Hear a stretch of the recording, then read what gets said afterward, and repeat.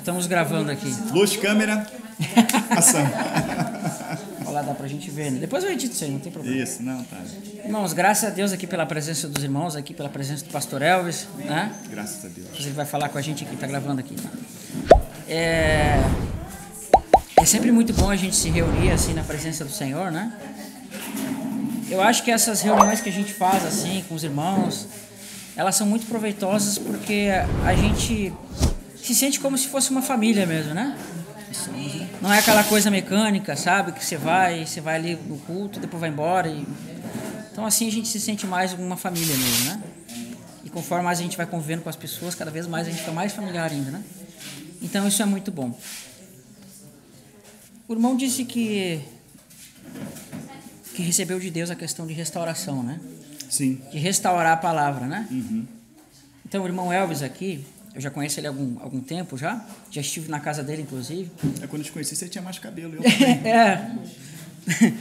O cabelo caiu um pouquinho. E então eu vejo que o irmão Elvis ele tem essa questão de querer restaurar as coisas de Deus, né? Porque infelizmente a igreja ela acabou se desviando um pouco do propósito inicial que ela tinha, né? Mas graças a Deus, sempre na história da igreja, sempre Deus levanta homens para conduzir o povo novamente. E esses homens que conduzem o povo, eles são homens que são determinados em fazer isso, que Deus coloca neles isso. E Deus vai levantar homens nesses últimos dias, né? E a gente vai com certeza fazer parte dessa restauração que vai haver nos últimos dias. Pelo menos vai proceder da nossa geração, talvez se vier uma geração a mais ainda, vai ter a ver com a gente sim, porque nós vamos preparar as próximas gerações. Lá em Deuteronômio diz assim, né? Ouve, ó Israel, o Senhor nosso Deus é o único Senhor, né? Aí ele fala assim: ensinarás essas palavras aos teus filhos quando se deitarem, te levantares, etc, etc. E a igreja esqueceu isso, irmãos. A igreja esqueceu isso. Por isso que a igreja está tão no engano. Que as pessoas esqueceram de colocar Deus em primeiro lugar. Quem é que da gente que levanta e pensa primeiro no Senhor e pensa nas palavras do Senhor e acorda os filhos e ensina a palavra? Ninguém faz isso. Mas é um mandamento do Senhor. Para que a gente colocasse nos nossos filhos essa responsabilidade, essa busca pelo Senhor desde pequeno. Mas infelizmente a ordem das coisas elas mudaram, né? O homem que era para ser cabeça na casa não se tornou mais, a mulher se torna a cabeça. Era para a mulher instruir não, mas para a mulher ajudar o marido, né? Hoje, às vezes é o marido que ajuda a mulher passa a ser a cabeça da casa nas coisas espirituais. Então tudo foi invertido. Mas vai chegar um momento, irmãos, que Deus ele quer restaurar as coisas como era no passado. Né? Você vê que muitas vezes o povo esqueceu da lei de Deus, esqueceu das palavras de Deus. Deus levantou homens como Elias, Josias.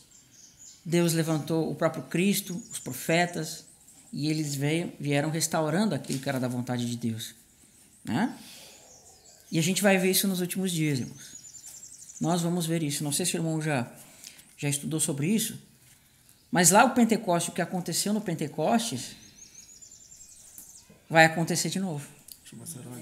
Você crê nisso, irmão? Creio muito. Isso vai acontecer, irmão. Prego isso, defendo. Isto vai acontecer, tá? Mereço não. Eu vou dar uma introdução sobre isso para os irmãos hoje. Muito obrigado. Então, se não for nós, vai ser os nossos filhos. Os nossos filhos vão ser participantes dessa restauração. Olha que interessante. Os irmãos estão com a Bíblia aí? Vamos abrir em Atos capítulo 2. Atos capítulo 2.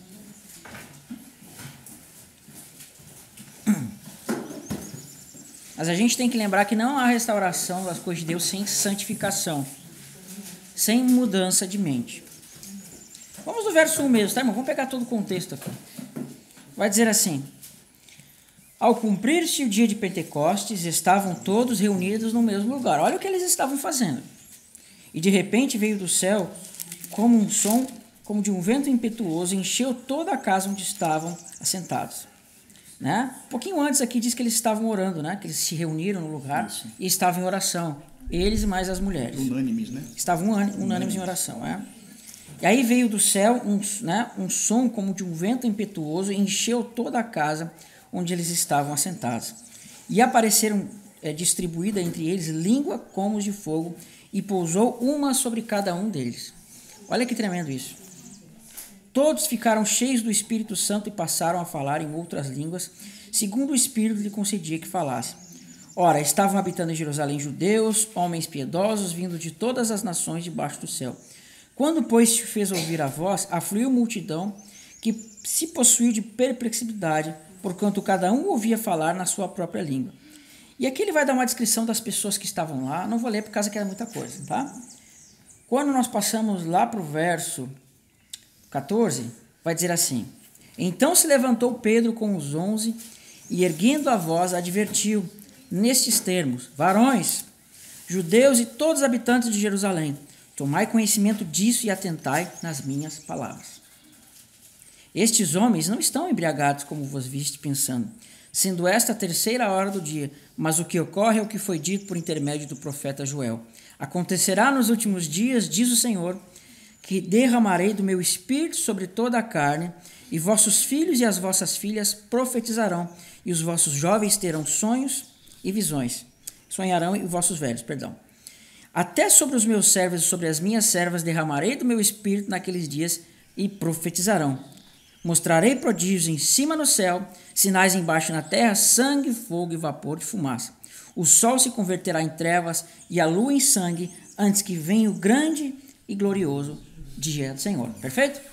Esse texto é muito tremendo. Eu chego a ficar, né, com esse texto. Nossa, é muito tremendo. Então Deus ele diz aqui, por meio do profeta, por meio de Pedro, que nos últimos dias derramaria o Espírito sobre toda a carne e eles profetizariam. Mas depois ele diz assim: também derramarei do meu Espírito naqueles dias até sobre os meus servos e minhas servas, para que profetize, mostrarei sinais, prodígios no céu, na terra, etc, etc. Isso aconteceu naquele tempo, irmãos? Não aconteceu. Porque Deus está dando uma promessa lá para o futuro. Né? Deus está dando uma promessa lá para o futuro de que isso tornaria a acontecer. Vocês lembram de Eliseu e Elias? Elias, ele tinha uma porção do Espírito, mas Eliseu tinha a dupla porção do Espírito. Percebe? Então, Elias, ele foi um homem de Deus. Ele fez sinais, fez uma série de coisas, mas depois veio Eliseu com aquela unção dele, mas de uma forma dupla, também fez muitos sinais. E isso vai tornar a acontecer com a igreja. Por quê?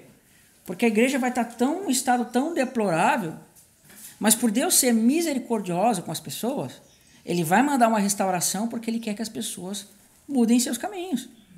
Deus ele não tem prazer, irmãos, nas coisas erradas que as pessoas fazem, mas ele tem misericórdia. O que seria de nós se Deus não tivesse misericórdia da gente, irmão? Já tinha sido consumido. Né? Então, nós é que não temos misericórdia das pessoas, porque a gente vê as pessoas errando e começamos a, julgar, falar mal, brigar com todo mundo. Por nós já tínhamos mandado todo mundo para o inferno. É mesmo. Mas Deus é justo, ele não quer isso, irmãos. Então, o que ele vai fazer? Ele vai levantar pessoas nos últimos dias e essas pessoas vão restaurar. Será que vai ser a gente? Será que vai ser nossos filhos? Eu não sei. Mas existe essa promessa para nós. Aí ele diz assim, né? O sol se converterá em trevas e a lua em sangue antes que venha o grande e glorioso dia do Senhor. Vamos para Malaquias 4. Olha que tremendo isso, irmãos. Malaquias 4. Então não me acostumei com essa Bíblia aqui. Preste atenção. Vamos ler do verso 1, tá? Malaquias é antes de Mateus ali. É o último livro do Antigo Testamento. Fica depois de Gênesis, antes de Apocalipse.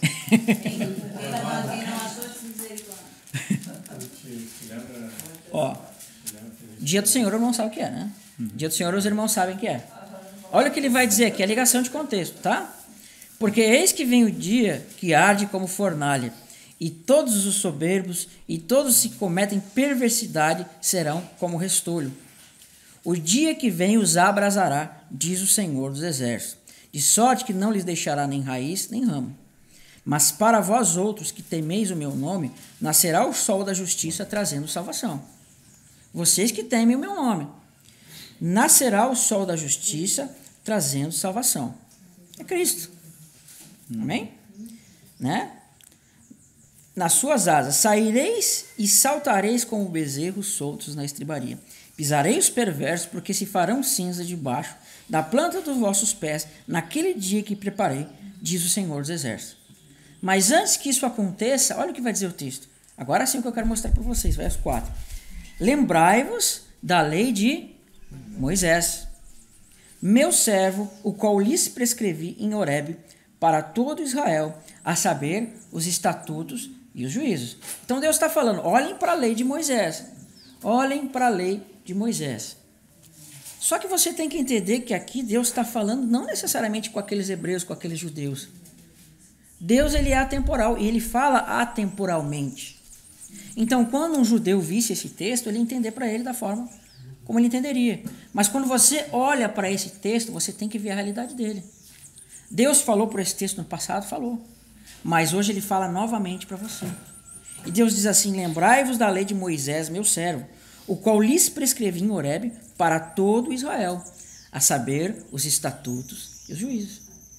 E lá nos estatutos e juízos de Deus, literalmente você vê sangue derramado, cordeiros sendo mortos, etc, etc.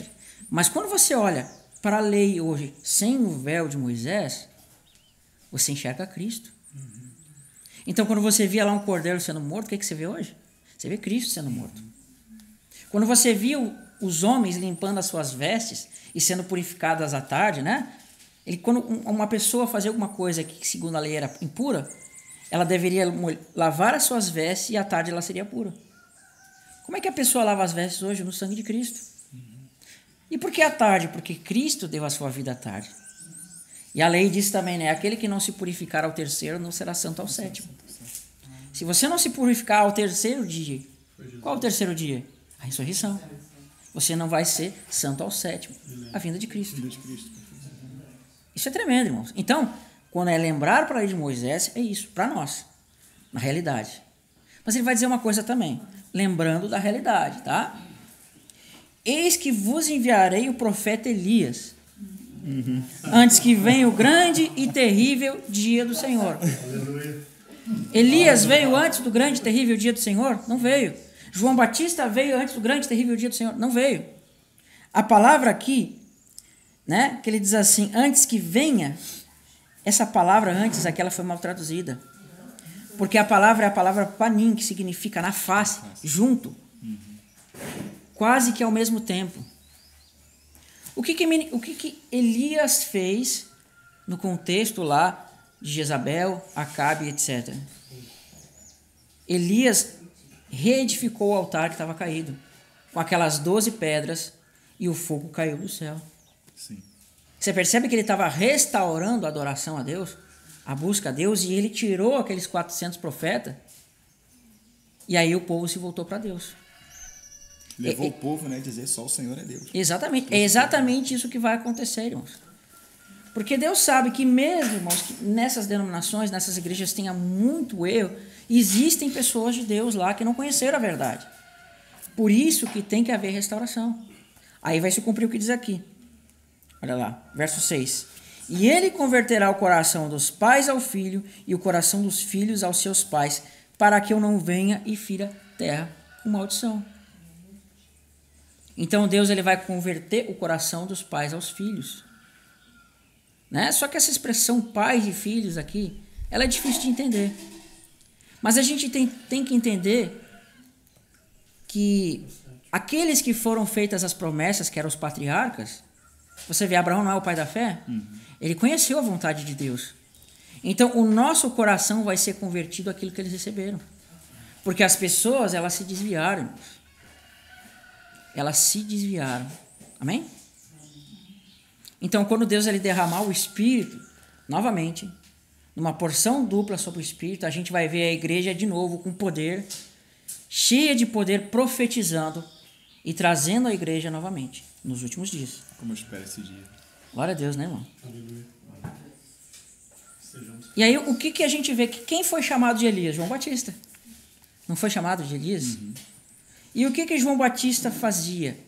Ele no deserto chamava as pessoas e batizava as pessoas, porque ele estava preparando o caminho para o Senhor. E nos últimos dias, essas pessoas, no mesmo espírito de Elias, no mesmo espírito de João Batista, vão conduzir as pessoas para o deserto para preparar o caminho do Senhor mais uma vez. Amém? Amém. Aí diz assim, deixa eu achar o texto aqui.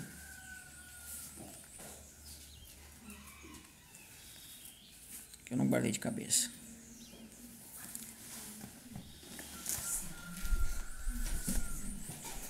Esse texto é muito tremendo.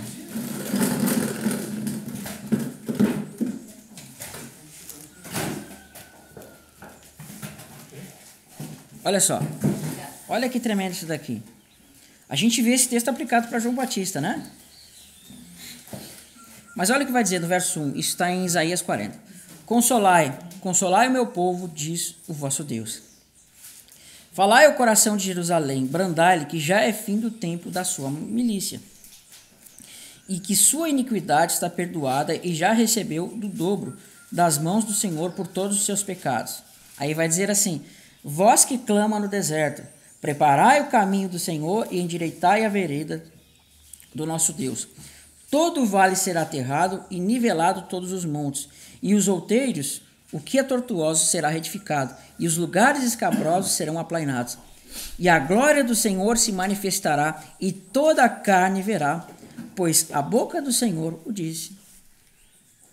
Quando você vê aqui, vós que clama no deserto, preparai o caminho, a tradução mais correta seria, vós que clama no deserto, preparai o vosso caminho.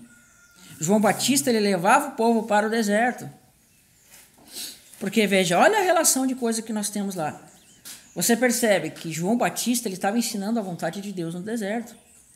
Mas o povo todo religioso, como um todo da época, estava onde? Nas sinagogas. O próprio templo estava entregue ao quê? A erros. Então João Batista estava chamando as pessoas para o deserto.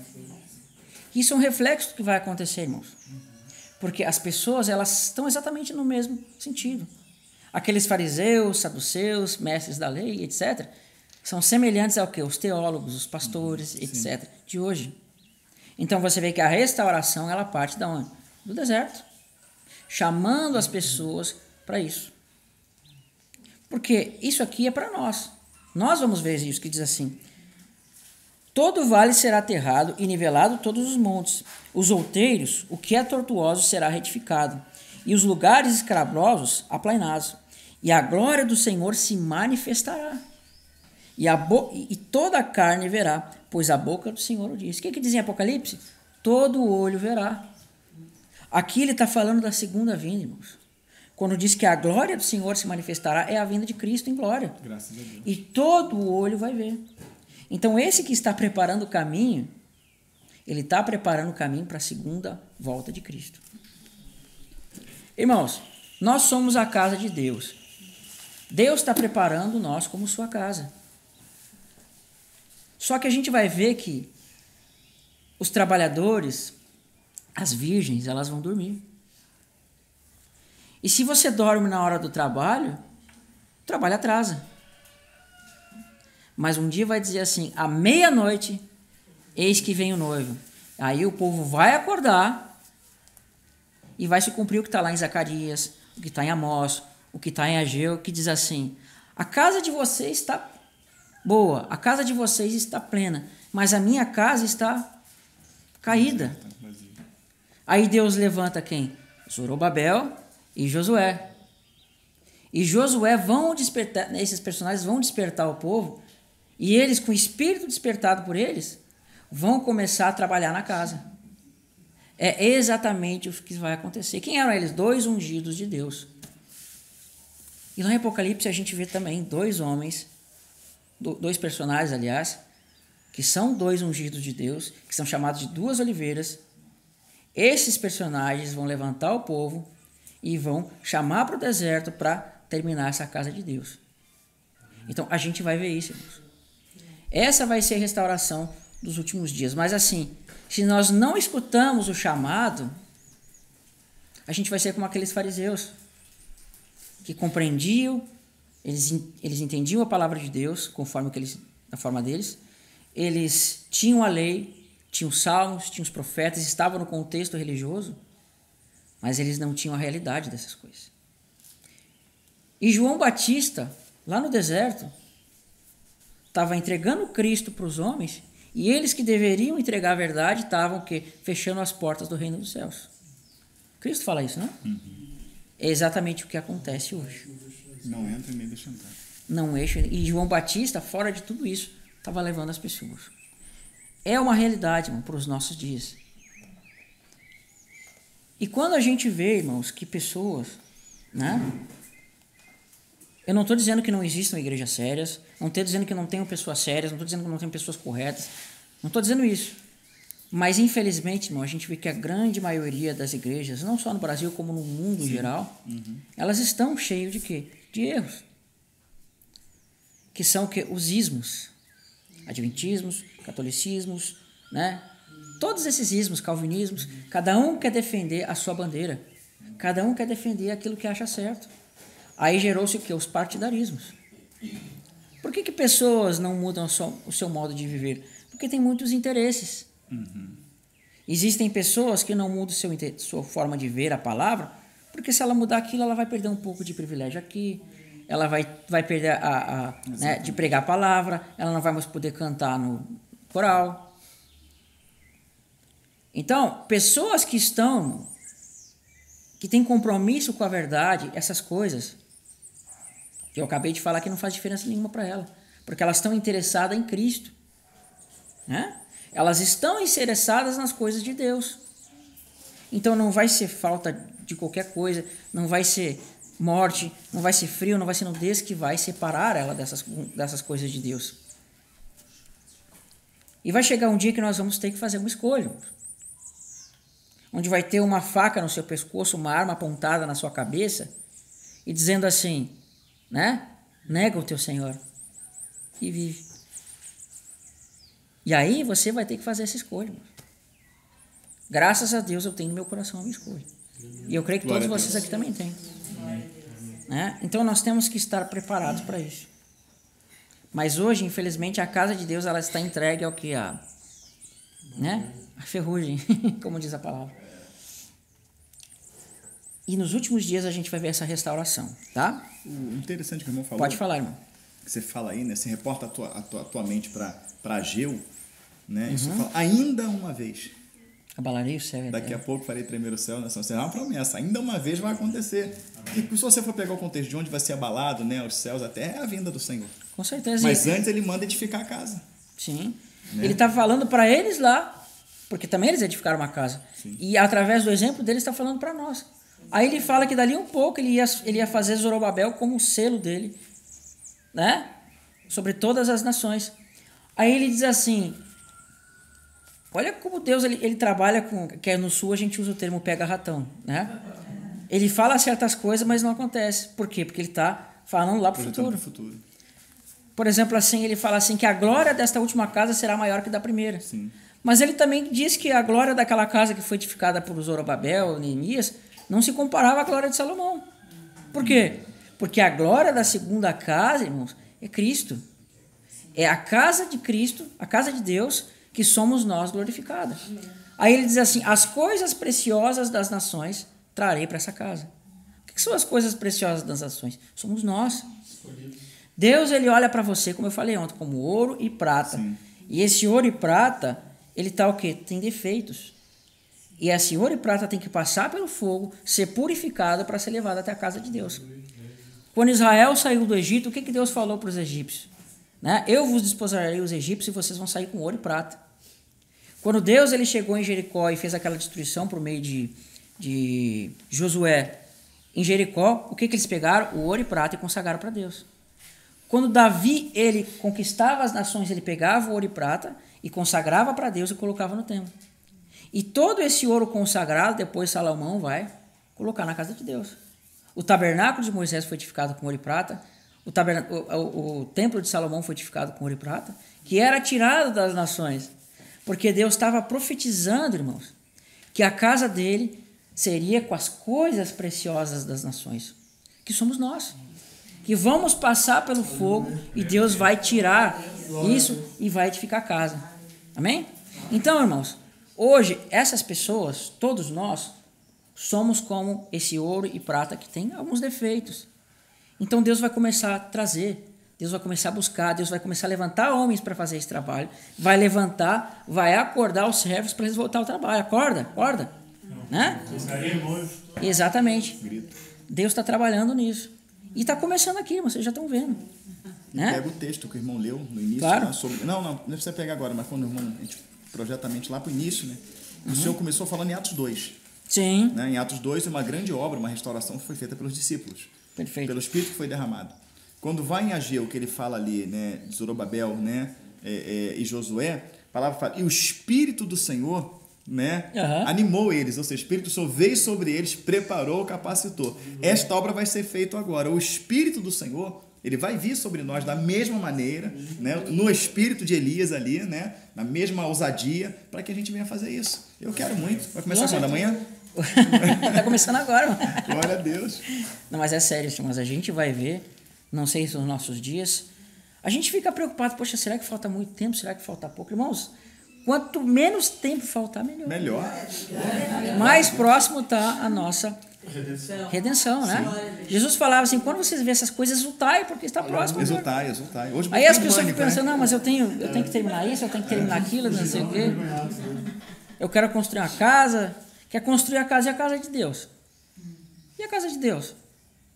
Quando Deus fala assim da obra, irmão, da obra, estamos em 26 minutos, quando Deus fala da obra, Ele está falando de uma casa. Mas só que Deus, irmãos, Deus ele não está preocupado com pedra, parede, só que Ele usa simbolismos para nós. Não é que nós vamos ser uma casa com telhado, mas Ele está falando que é uma casa onde Ele habita. Nós fomos edificados casa e Ele habita em nós para que nós sejamos também sacerdotes e templo sacerdotal. Nós somos o quê? Olha só, nós somos plantação, nós somos noiva, nós somos casa, nós somos sacerdote. Entende? Tudo isso é a mesma coisa, porque ao mesmo tempo que você é um sacerdote, você é um templo. E ao mesmo tempo que você é um templo, você é a plantação. E Deus vai colher. Mas numa outra alegoria, é como se nós fôssemos pedras também da casa. Cristo é a pedra de esquina. E nós somos também pedras. Só que Ele é a pedra de esquina, é a principal pedra e nós vamos ser colocados. Pedro fala isso, né? Exatamente, pedra espiritual, né? E nós vamos, é como se nós tivéssemos espalhado, as pedras estão espalhadas. E aí na ressurreição, na vinda, Ele vai juntar todas as pedras num lugar só. E aí vai formar casa. Amém? Então essa é a verdade. Aí sim Deus vai abalar o céu e a terra. E as nações, os homens vão ver a glória dessa casa. Né? A gente tem que ansiar por esse dia. Tem que ser o nosso anseio principal. Porque tudo isso vai passar, irmão. A Bíblia diz que os outeiros vão ser aterrados. Imagina o que vai acontecer com as casas dos homens. Né? E lá, para a gente ver onde é que isso vai se cumprir, já vou deixar o irmão falar aqui. Olha que interessante. Apocalipse 11.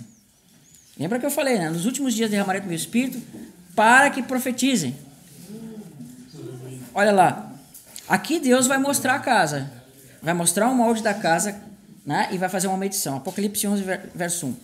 Foi-me dado um caniço semelhante, uma vara, e também foi dito: dispõe-te, mede o santuário de Deus e seu altar, os que nele o adoram.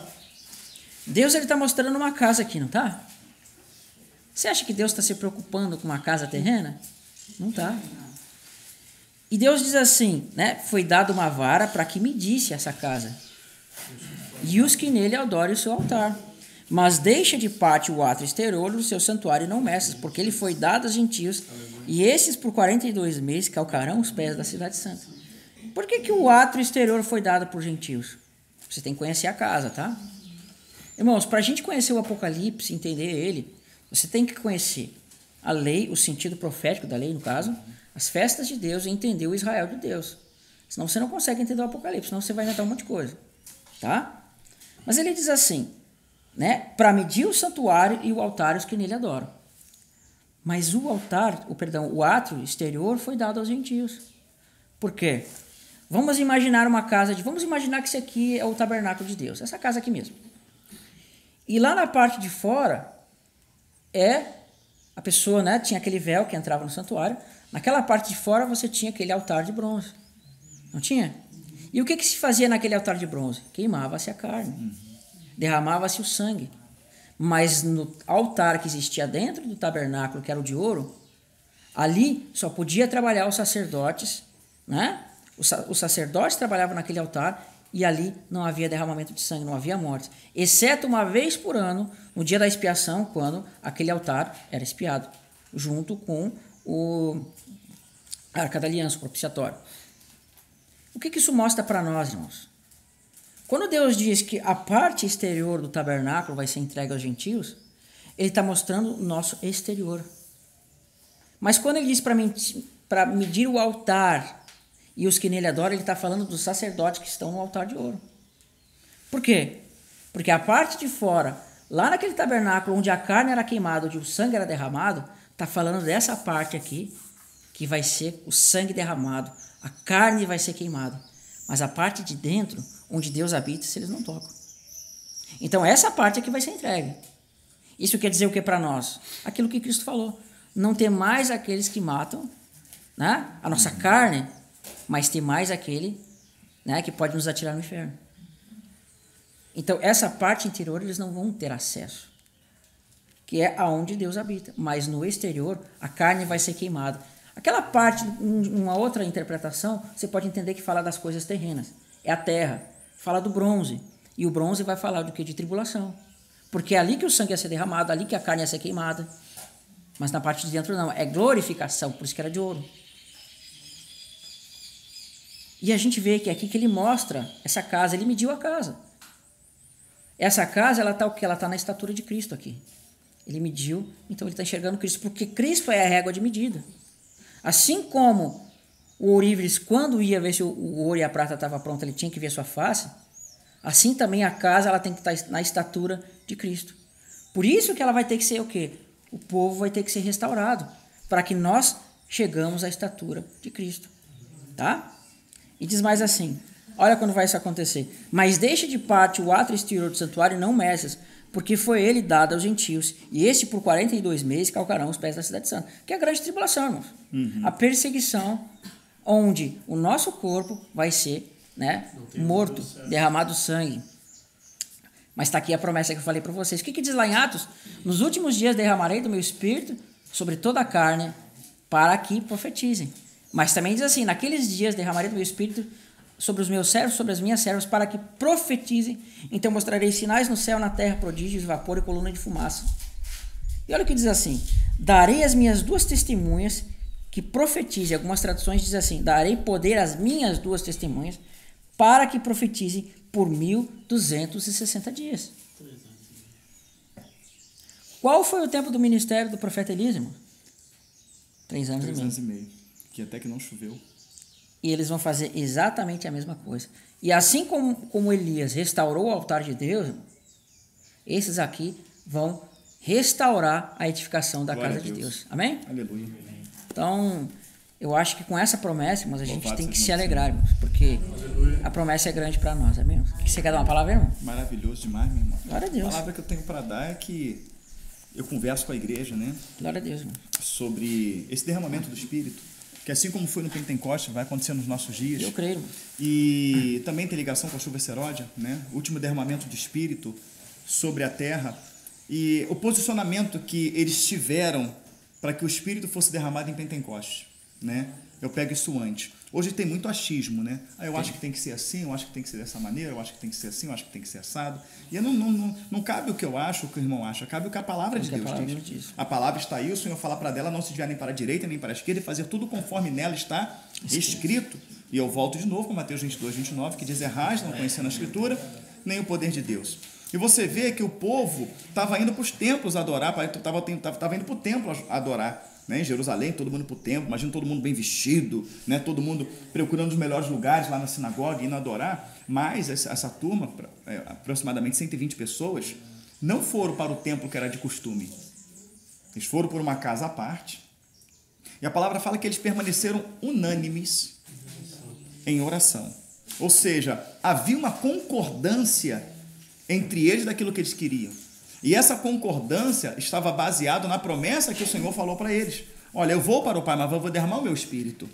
Havia uma promessa. E fique em Jerusalém até que do alto seja revestido de poder. Quando o Senhor foi assunto aos céus, não é isso? Eles permaneceram. Não, o Senhor foi, mas ele prometeu que derramaria o Espírito. Então vamos nos posicionar até que esse Espírito sobre nós seja derramado. Né? E ali permaneceram, não foi por 10 minutos, 20 minutos, mas eles permaneceram unânimes até que do alto eles fossem revestidos do poder, da glória, da unção do Senhor. E o que aconteceu depois que esse Espírito foi derramado? Você vê em Pedro, antes disso, um espírito de covardia. Senhor, tal, vou estar contigo, vou fazer acontecer. O Senhor falou, não, antes que o galo cante, você vai me negar 3 vezes. Pedro estava seguindo o Senhor. Pedro estava seguindo o Senhor, realizou até algumas obras, não é isso? Porque você vê Lucas 10, Lucas 9, né? Eles foram de 2 em 2 e voltaram como Senhor, em teu nome, né? Os demônios são expulsos, em teu nome, né? As pessoas são curadas. Então Pedro participou disso, né? A quem diz os homens que eu sou? Um diz Elias, outros diz um profeta, e vocês? Tu és o Cristo, o Filho de Deus. Bem-aventurado és tu, Simão Barjonas, que não foi carne nem sangue, mas o Senhor que te revelou. Então Pedro, ele tinha ali uma vida com o Senhor, estava ao lado do Senhor, mas o Senhor falou, antes que o galo cante, tu me negarás. Porque Pedro não tinha o derramamento de espírito sobre a vida dele. Então é natural a covardia, é natural o medo. E quando realmente está ali, tu és um deles, não sou, tu és, não sou, tu és. É porque tu fala como um deles. Mas ele negou, ele teve um momento de covardia, ele teve um momento de medo. Mas quando eles vão para Atos capítulo 2 e permanece unânime buscando, e o Espírito ele é derramado, logo depois Pedro sai dali, porque o Espírito Santo de Deus ele não vem sobre a tua vida para você pular, ele não vem para tu rodar, ele não vem para tu virar cambalhota, né? Ele vem para fazer o que é útil, e utilidade para o reino é almas. Então, quando ele foi cheio do Espírito, ele saiu para o lado de fora ali, e pelo Espírito, quase 3.000 almas, louvado seja o nome do Senhor, foram entregues, né? Foram batizados, louvado seja. O Espírito te leva a isso, a ganhar almas. E logo depois, a porta chamada Formosa, né? A qual eu não tenho prata nem ouro, mas o que eu tenho, isso te dou, né? E aquilo ali levantou uma ira do Sinédrio, a qual chamou Pedro e falou, em nome de quem? Em que autoridade? Pedro, diante do povo, não do Sinédrio, porque foi o povo que falou, você é um deles, ele teve medo. Mas agora Pedro está diante do Sinédrio. Pedro está diante da morte. Pedro está diante daqueles que podia matá-lo. E aqueles homens chegam com arrogância e falam, em nome de quem? Em que autoridade fizeste esse sinal? A Bíblia diz assim, e Pedro cheio do... Como eu amo isso. E Pedro, cheio do Espírito Santo, disse, anciões e principais do povo, visto que estou sendo interrogado acerca do bem feito a este homem e do modo que ele foi curado, eu quero dizer que foi em nome de Jesus Cristo Nazareno aqui, vocês, irmãos, espera aí, ele ficou com medo do povo, tu é um deles, agora ele está falando por si, né, a qual vocês crucificaram. Tinha um pinguinho de medo de morte em Pedro? Não tinha. Quem encorajou Pedro? Quem levou Pedro a ganhar aquelas almas? Quem levou Pedro a arrancar aquele povo da religiosidade, aqueles quase 3.000? Espírito Santo. Mas Pedro não estava no sistema, Pedro não estava no templo, Pedro estava como nós estávamos aqui. E ele foi tomado do Espírito, a qual não existiu mais medo em Pedro. É qual vocês, os edificadores, a pedra que vocês, edificadores, rejeitaram, em nome desse que estação diante de vós. Tem como esse camarada é iletrado. Esse camarada não tem estudo, esse camarada não tem formação. A autoridade que ele está falando, tu soube do que aconteceu, que ele negou lá? Então agora não está negando mais, é uma autoridade. Ele esteve com Jesus. E o encontro com o Senhor verdadeiro, ele faz isso. Ele esteve com Jesus. Falou o seguinte, vocês vão parar de falar em nome de Jesus, não vão pregar mais isso aqui, mas peraí, julguem vocês mesmos. A quem devemos obedecer? A vós ou a Deus? E vocês, irmãos, acham que a gente vai ser cheio do Espírito e vai ter liberdade para pregar Cristo? Nenhuma. A liberdade não vai ter. Mas quem a gente vai obedecer? Às autoridades? Ou a gente vai obedecer a Cristo? E quando Pedro falou a quem devemos obedecer, e Pedro está falando para eles, eu não vou obedecer a vocês, vou obedecer Cristo, Pedro estava dizendo, eu estou disposto a morrer. Tanto que eles falaram o quê? Vão matar, vão fazer, vão acontecer. Aí aquele Gamaliel não, foi? Gamaliel chegou e falou, olha só. Se isso for de Deus. Ele tremeu. Olha só, fala o seguinte, não entra... Lembra de qual é o nome que ele falou dos era Teudas, né, e o outro Judas que criaram aquela doutrina, né? Eu esqueci o nome. E seguiu lá umas 400 pessoas, mas logo se dispersou, foi embora. Então deixa, deserto, né? Se isso for de Deus, né? Temo que nós estamos levantando contra Deus. Mas se não for de Deus, perecerá. E foi adiante, não quer dizer que Pedro não morreu lá na frente. Mas o que eu estou querendo dizer para os irmãos, que o medo vai vir para tomar conta, o pânico, o desespero, mas isso tudo se perde, isso tudo vai embora, isso tudo é anulado, quando cheio do Espírito nós somos. Então o Espírito ele não vai ser só derramado para que a gente leve a palavra, não, mas ele vai ser derramado também para que nos prepare para aquilo que está por vir. Não tem ser humano, qualquer ser humano que você pegar ele e começar a torturar ele, começar a matar um filho diante dele, ele vai negar, ele vai fazer o que você quiser. O que a pessoa quiser, ele vai fazer, porque ele não quer ver um filho morrer, ele não quer ser torturado. E a única maneira de nós resistirmos isso, aguentar, suportarmos até o final, é ser cheio do Espírito. Porque quando você também está cheio do Espírito, a palavra fala que o espiritual ele discerne o espiritual, mas o carnal não discerne aquilo que é espiritual. A palavra fala que já ressuscitaste com Cristo, né? Em Colossenses 3, eu amo esse texto, buscar as coisas que são do alto. A palavra mostra Isaías, um homem físico, como qualquer um de nós, mas que entrou no templo e viu o céu aberto. Nível espiritual é algo que o Espírito te tira da esfera física e te coloca numa esfera espiritual. Então, enquanto a morte está ali, as pessoas estão lá, mata, é isso aí, quer Jesus, né? E não quer negar Jesus, mata eles, acaba com eles, não querem aderir ao sistema que está trazendo paz para esse mundo, eles são os perturbadores da lei, como foi falado para Elias, né? És tu, perturbador de Israel, né? Então vai achar que a gente é perturbador, enquanto eles estão nos olhando como criminosos, enquanto estão nos olhando como perturbador, enquanto eles estão ali prontos para matar, eu vou acabar com eles, a gente está igual Estevão. Igual Estevão. Mas a Bíblia não diz que Estevão estava rindo, mas espera aí, você vê o céu aberto, você vê o Senhor em pé à destra do Pai, o que? Tu chora, tu fica triste, tu fica angustiado, ou você está vendo Cristo, você fica como? Aleluia. Ou seja, o Espírito está levando a sua mente, ele está te mostrando a eternidade, ele está te mostrando a glória, e se você estiver no mundo físico, vendo a eternidade, e você estiver diante da morte, o que você mais vai desejar é que aquela morte aconteça logo. Aleluia. Os irmãos estão compreendendo? Então, amados irmãos, nós precisamos do Espírito. Nós precisamos desse derramamento. Aleluia. Mas eu quero falar do posicionamento. Havia unanimidade e permaneceram unânimes em oração. Permaneceram. Como é que é o nome que diz? Perseveraram, né? Ficaram, esperaram até que o Espírito fosse derramado sobre eles. Aí me lembra sempre, eu falei ontem, vou falar hoje de novo, me lembra da igreja de Filadélfia. Mesmo tendo pouca força, guardaste a minha palavra, aleluia. E porque guardaste a minha palavra, te guardarei da aflição. Porque adivinha, pessoal torce isso aí, leva para a tribulação, que não vai passar a guardar. Não, ele vai guardar na aflição. Essa aflição toda aí, o Espírito vai. E ele fala, uns vão ser entregues à morte, outros vão ser provados, vão ser branqueados, mas teremos condição para isso. Tu vê que Estevão começa no banho-maria, né? Estevão começa ali falando, tal. Daqui a pouco Estevão larga o verbo. E rebentou aqueles homens na verdade, que a verdade sempre, custe o que custar, doa quem doer.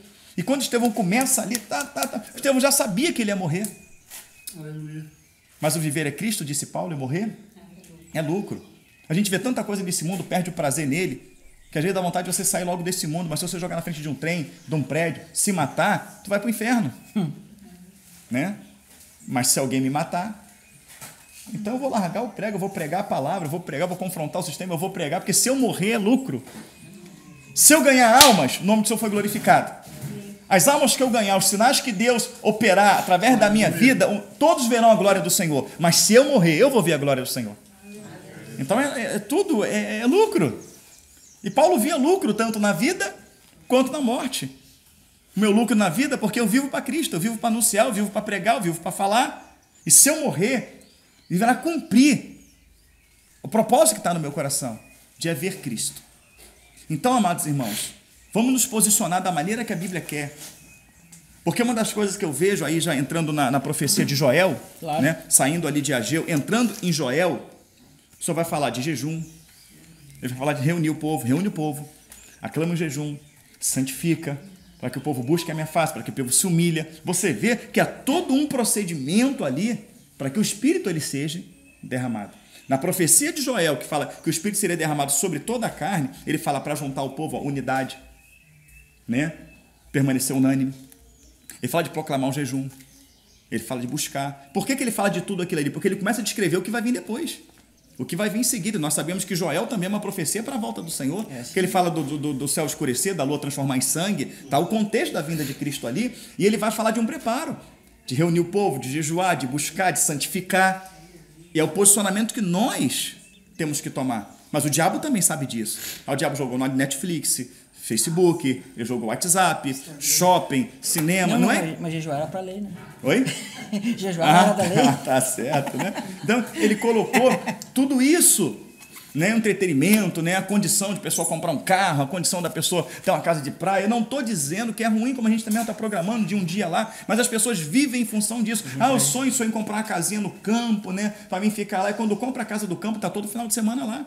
Todo feriado, todo sábado, domingo, a casa de praia está sempre lá. Ela não evangeliza mais, ela não ora mais, ela não busca mais, não é isso? Então agora, né, como fala da parábola das 10 virgens, lá vem o noivo.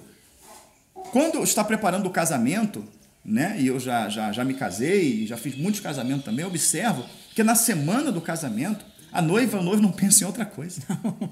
Eu estou sendo modesto, porque no mês do casamento não se pensa em outra coisa a não ser, gente, os sinais estão aí, está gritando. A gente não pode pensar em outra coisa a não ser no casamento. E casamento sem vestido?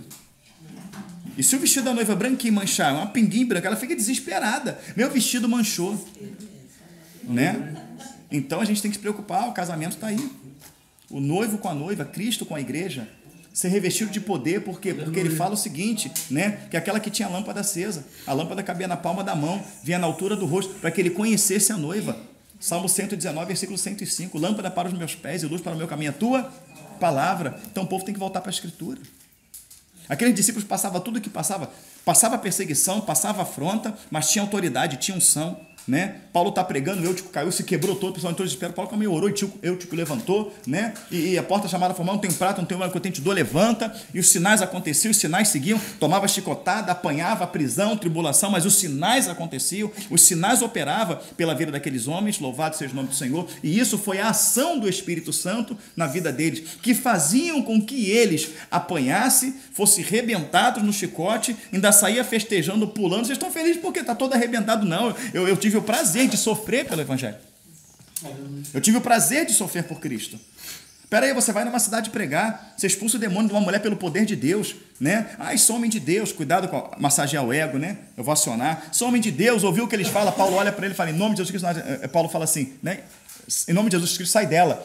E o demônio, acabou com o lucro, porque aquela mulher era uma escrava, acabou com o lucro, ela era uma feiticeira, tomou uma coça e foi jogado na prisão. Espera aí, eu vim fazer a tua obra, eu vim ganhar uma alma, eu estou todo arrebentado aqui de chicote aqui, né? Todo ardido, agora eu estou aqui no meio de fezes, de urina, que na prisão fazia assim, morria, ficava ali mesmo, estou aqui numa posição aqui desconfortável, tudo isso, é isso que o Senhor me dá, é isso que eu ganho de fazer a obra? Não, Paulo não fez isso não. Todo arrebentado, todo machucado. Shalom, Adonai, shalom. Shalom, Adonai, shalom. O Senhor é minha paz. O Senhor é minha paz, o Senhor é minha paz, e louvando e adorando. A papai estremece todo lá de cima. Fala, como que eu não vou soltar um homem desse? Como que eu não vou lá? Estremeceu tudo, quebrou tudo, adorando a Deus, querido. Cheio de chicote. Hoje a pessoa reclama porque choveu, porque arranhou o carro, porque está faltando o Espírito. Está faltando o Espírito. O Espírito faz você não ligar para a carne. Quando você não liga para a carne, você não liga para o pecado, você não liga para o dinheiro, também você não liga para a dor. Glória a Deus. E quem faz anular a carne é o Espírito. Então, numa conversa dessa tão simples, nós vemos o quanto estamos carnais ainda.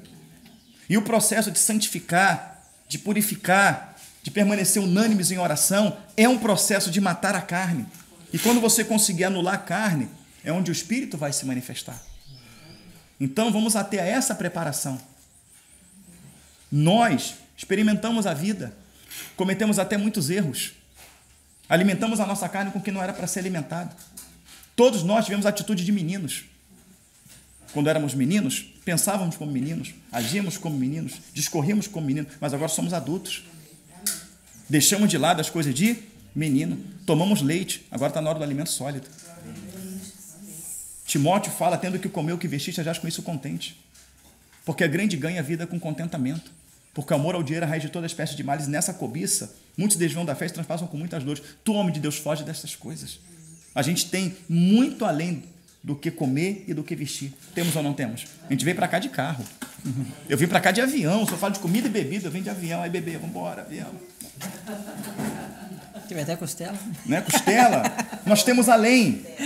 O que nós temos que posicionarmos agora é tempo de se humilhar. Amém. Glória a Deus. É tempo de voltar-se para Deus, de voltar para a Escritura. Eu lembro que aquela igreja que eles apanhavam, que eles eram perseguidos, mas que o nome do Senhor era glorificado em tudo que eles faziam, tinha duas coisas muito simples. Que essas duas coisas você não vê nas igrejas. Você vê nas igrejas hoje pirotecnia, né? Você vê na igreja hoje entretenimento, você vê na igreja hoje, na porta da igreja, carro de corrida, né? Né? A irmã falou, você vê na igreja hoje tudo, você vê cantor famoso, você vê estandarte gospel, MMA dentro da igreja, você vê tudo, mas essas duas coisas simples que a igreja tinha, não tem hoje. Alguém abre em Atos, capítulo 6, verso 4, e lê bem alto pra gente aí. O que essa igreja tinha? Tinha templo? Não. E quanto tinha a ali nós, ó. E quanto a nós, bem alto aí, vai lá, vê ali de novo, vai lá, ó. E quanto a nós, nos consagraremos à oração e ao ministério da palavra. Pronto. Pronto. Aleluia. Ela tinha duas coisas. Ah, irmão, não dá pra gente reunir, não, porque a gente ainda não tem um templo, a gente não tem som, a gente não tem isso, a gente não tem aquilo, a gente não tem aquilo outro. Essa igreja não tinha nada do que essas têm. Mas ela tinha a oração e ela tinha a palavra. E era o que Pedro tinha. Eu não tenho prata, eu não tenho ouro, mas eu te dou. E a oração e a palavra, claro, a palavra não no conhecimento, eu conheço versículo, capítulo, versículo, mas a palavra no sentido de vivê-la. A prática, né? João 15,7, se vós estiverdes em mim, minhas palavras estiverem em vós, pedireis e lhe serás concedido. Aleluia, louvado seja o nome do Senhor. Deuteronômio 28, se ouvir a voz de Deus, tendo cuidado de guardar os mandamentos que ele hoje te ordena, e dele não se desviar, todas as bênçãos que não sobre ti te alcançarão. Mateus 7, 24, todo aquele pois que escuta as minhas palavras e as pratica. Tiago, capítulo 1, eu amo, não sede ouvinte da palavra, somente não praticante, porque se sois ouvinte não praticante, vai cair em engano, vai cair em fábulas. Então, a prática da palavra em si, a vivência da palavra, o não estar na igreja, participar de um hall de membros, mas ser igreja. E ser igreja é quando as páginas saem daqui, vem para o seu casamento, vem para a sua vida, vem para o seu trabalho, ela forja em você um caráter cristão, né? Então ela tinha a oração e ela tinha a palavra de Deus. Pode vir um chicote, pode vir o fogo, pode vir a prisão, pode vir a tribulação, porque o Senhor, Ele está comigo. E se for para ser morto, se for para ser queimado, se for para ser preso, o Espírito nos dará condição de passar pelaquilo ali. E naquela hora ali, nós vamos ver o céu aberto. Aleluia. Amém, irmãos? É isso que eu queria falar, os irmãos estão abertos aqui. Glória a Deus. A preparação.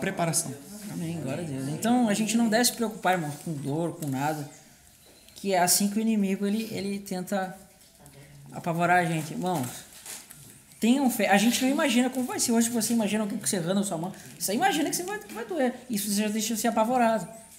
Mas se você tem a fé, saber que Deus vai estar com você, mas porque isso é uma coisa imaginável. É uma coisa que pela carne, você não consegue nem imaginar o que sentiria lá. Mas pelo Espírito, ou seja, Deus não faz milagres pelo Espírito. Deus ele vai fazer nesse momento você sentir alegria. Eu tenho plena fé disso, mano. A palavra diz isso pra gente. Ou você acha que alguém vai aguentar ser cerrado no meio se não fosse pelo poder de Deus? É claro que não. Né? Eu vejo uma coisa interessante, não só em Estevão. Né? Estevão, ele ainda ia tomar a pedrada. Ele viu o céu aberto, o Senhor, antes de tomar a pedrada. Claro. Antes, você pode ver o texto, ele viu antes. Mas ninguém ia para a cruz sem que primeiro recebesse um carinho. Claro, com certeza. Ninguém ia para a cruz. Quando você fosse para a cruz, você já assim, tá acabando, ainda bem. Porque você já apanhou, já foi moído. Então Pedro já estava sendo, já tinha sido arrebentado. Depois você é pregado. Eu fiz um estudo uma vez sobre a crucificação e vi que realmente os cravos não eram para fixar. Né? Tinha um cavalete, você botava o pé ali, mas numa posição ali, e você era amarrado com cordas. Claro. Os cravos, eles eram pregados em artérias. Tinha médicos ali para pregar na artéria, para quando, à medida que o coração ia batendo, o sangue ia espirrando e a pessoa morresse de uma anemia aguda, sem sangue no organismo. Coisa horrível, né? Vê-se a vida se esvaindo, né? Então, Pedro foi pregado, já moído. E quando foi colocado, você estuda a história da igreja, você vê como cada um morreu, né?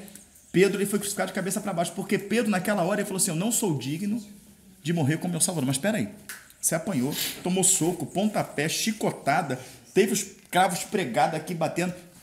Tu vai pensar como é que tu vai morrer se teu Salvador nada? Alma equilibrada. Só tem uma coisa que te dá alma equilibrada. Gálatas 5:22, o fruto do Espírito é gozo, paz, longanimidade, benignidade, fé, mansidão, temperança, domínio próprio, alma equilibrada. Aquele homem estava com a alma tão equilibrada que a dor não tirou o equilíbrio dele. Ele estava cheio do Espírito Santo. Peraí, eu não sou digno de morrer como meu Salvador. Ah, é? Então, peraí, está de cabeça para baixo. Ou seja, isso aumentou o tempo de morte de Pedro no dobro. Se ele demoraria 3 horas para morrer, ele demorou muito mais. Porque o sangue desceu, o coração para bombear, para jogar para as artérias e para o pé que está lá. Aumentou o tempo de morte dele. Verdade. Meu irmão, equilíbrio. Não sou digno de morrer como meu Salvador. O que você contou, a história de Policarpo, né? Fantástico aquilo. Tremendo aquilo. Ele ia ser queimado e o fogo, né? O fogo passava por ele, não queimava, ele começou a ficar dourado. Essa história está relatada no livro de história. Aí para matarem ele, o fogo não queimou, né? Tiveram que ir lá e cravar a lança. E o próprio João foi atirado pela história, foi atirado num caldeirão de óleo e o caldeirão não fez nada nele. Deram veneno para ele tomar, não adiantou. E aí ele mandaram ele para Pátimos, a última coisa que vai fazer, não consegui matar. Mandei para carregar pedra. E depois disso tudo, né, que o Senhor revelou o Apocalipse a ele, né? Até porque você vê que, pelo menos que eu lembro nos evangelhos, ele foi um dos únicos, se não foi o único, que ficou com Jesus ali. E os outros todos fugiram. Os outros todos morreram, mas ele, pela história, diz que ele foi que morreu de velhice. Exatamente. João, né? Carregava pedra durante o dia no sol, debaixo de chicote. Não era molezinha ali de Pátimos? Carregar debaixo do sol de chicote, né? Carregar pedra, né? Juntar pedra, né? As pedras. É verdade. Debaixo de chicote ali, porque a história em Pátimos era isso, eles carregavam pedra. Verdade. Tal, debaixo de chicote ali. Mas quando chegava a noite, que ele tinha que dormir, ele tinha que descansar, para que no outro dia ele trabalhasse, não, ele estava conectado com o mundo espiritual. Ele ia lá para ver a revelação de Apocalipse, né? Ele via o Senhor assentado, né? 7 castiçais, as ruas de ouro. Ou seja, a dor, a pedra, perseguição, trabalhar o dia todo, ele não estava nem aí. Ele estava conectado com o mundo espiritual. E as revelações estão aí, ó. Coisa tremenda, maravilhosa. Então é possível, em meio às tribulações, você estar ligado ao mundo espiritual. Né? Onde Paulo fala que ele tinha prazer também nas tribulações. Que a tribulação gerava paciência, paciência, experiência, né? Experiência, esperança. Tu sabe a origem da palavra tribulação? Vem de triturar trigo, né? Vem do grego tribulum, que era um aparelho feito de madeira, foi inventado pelos egípcios até, né? Que era usado no campo para separar o joio do trigo, para debulhar, ou seja, para separar o joio do trigo. Então a palavra tribulo vem de tribulação, né? Tribulação vem de tribulo, que era para separar ali o joio do trigo ali, bater, para debulhar, né? Interessante então, isso. Quer dizer, a gente vai ter que passar por isso, porque se você vê o trigo e a palha é igualzinho. Você vê o trigo e a palha é igualzinho. Interessante uma particularidade do trigo. Você vê uma plantação de trigo, você não identifica o trigo do joio. Só que quem já é o senhor daquela seara ali, que está ali, né, que ele conhece e tal, ele já vai certinho colher o joio do trigo. Por quê? Porque o trigo, o joio, ele está ali, ele é igualzinho o trigo, mas quando você quebra a casquinha não tem nada dentro. Então ele permanece sempre em pé, sempre a soberba, sempre exaltado, né? Mas o outro, quando tem o trigo, ele pesa, então ele arreia. Ele se encurva. Ele se humilha. Mas mesmo assim, quando você colhe tudo ali e você vai separar o joio do trigo, ele estica uma lona, coloca o trigo no chão e faz o que com ele? Ajoelhar que chama, né? Ele vai batendo. O trigo, com a pancada, fica. Mas o joio, que é a palha, levanta e o vento espalha. Bem-aventurado que não anda segundo o conselho do ímpio, não se acena aos escarnecedores, não se entende no caminho dos pecadores, mas tem o seu prazer na ilha do Senhor, nela medita dia e de noite, pois serão como árvores plantadas junto a ribeiros de água, cuja folhagem não cai, o seu fruto dá na estação própria, tudo quanto fizer prosperará. Mas não são assim os ímpios, são como a palha que o vento espalha. Tem um monte de crente aí, não, que eu sou crente, não sei o que lá, quando vem as pancadas, não fica, o trigo fica, levanta e se espalha. Então tem que vir a pancada. É na pancada que você vê se você é trigo ou se você é palha. Deus não falou trigo à toa. É igual quando o Senhor falou assim, ó, vós sois o sal da terra. Não podia usar açúcar? Vós sois a farinha da terra? Vós sois o fubá da terra? Uma vez, por que o Senhor usa sal? Não, tem que pesquisar sobre o sal. O sal ele não é encontrado branco. O sal não é branco, só é mais escuro que a bermuda da irmã aí, ó. Caquezinho sal aí. Ele vai passar por um processo de refino. Olha só, de refino, né? Moer. E depois de purificação para que ele fique branco. Olha só.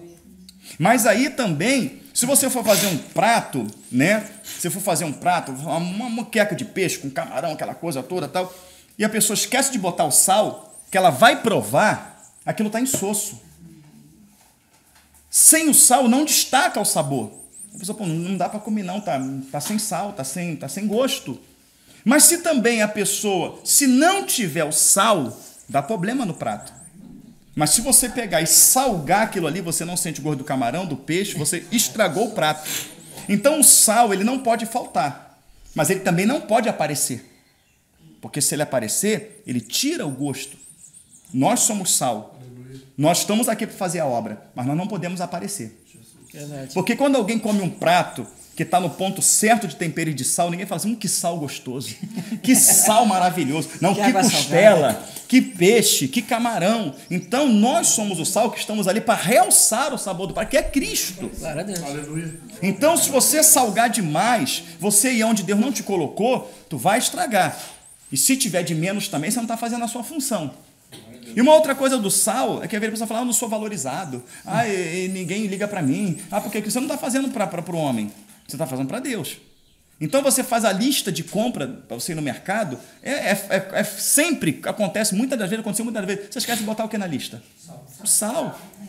O sal não tem que ser lembrado pelos outros. Aí você vai no mercado lá comprar o sal, você vai no mercado fazer compra. Quando você chega lá no caixa eletrônico, na caixa para você pagar, caixa eletrônica, você chega no caixa para você pagar lá, quando você vai pagar, que tu começa a botar as compras, vai pagar, esqueci o sal. Ele não vai ficar para trás. Ele não vai ficar para trás. Você está entendendo? Na hora certa, ele não vai ficar para trás. Esqueci o sal. Aí tu vai para as gôndolas, para as prateleiras, procurar o sal. Tem absorvente nas gôndolas, na prateleira? Tem. Tem papel higiênico na prateleira? Tem. Fio dental? Tem. Tem tudo na prateleira, mas você não acha o sal. Você vai achar o sal lá no fundo do mercado, geralmente lá perto da carne seca, no carvão, o sal está lá embaixo. Porque a posição do sal é lá embaixo. Sal não tem posição de destaque. Ele não tem posição de destaque. Ele não se destaca, ele está lá. Ó. E o que a igreja está ensinando hoje? A posição de destaque. Né? Você tem que crescer, Deus tem o melhor, que não sei o que. Ele quer botar um num pedestal. E tá todo mundo salgando a comida aí. O Cristo não aparece mais não, só aparece o sal. Bota sal grosso. Entendeu? Então quer dizer, não está ali à toa. Nós somos sal, irmãos. Nós somos sal. Nós somos luz. Amém? É isso. Bom, você sabe o que está dizendo em Apocalipse 3:10, né? Apocalipse 3:10 da igreja de diz assim, que guardaste a palavra da minha perseverança, também te guardarei da hora da provação que há vir sobre o mundo inteiro para experimentar os que habitam sobre a terra, né? Uhum. Aí as pessoas utilizam esse texto aqui para dizer que... Mas olha como Deus... Olha como Deus já sabe. Olha o que ele diz em Apocalipse 2:10. Olha lá. Opa. 2:10, depois 3:10, né? Diz bem assim. Ó, não temas as coisas que tens que te sofrer. Eis que o diabo está para lançar em prisão alguns de vós, para ser dispostos à prova, e tereis tribulação. 2:10 tem tribulação. Ser fiel até a morte. E os dois são o quê? São igrejas fiéis. Exatamente. E, né, as que duas... eles falam assim, o senhor não vai botar a noiva dele para morrer. São igrejas da graça. Não, isso aqui é outra coisa. São igrejas da graça. Uhum. De 10 dias ser fiel até a morte, deve ser a cor da vida. Amém? Agora vou parar aqui e a gente continua conversando. Pode ser?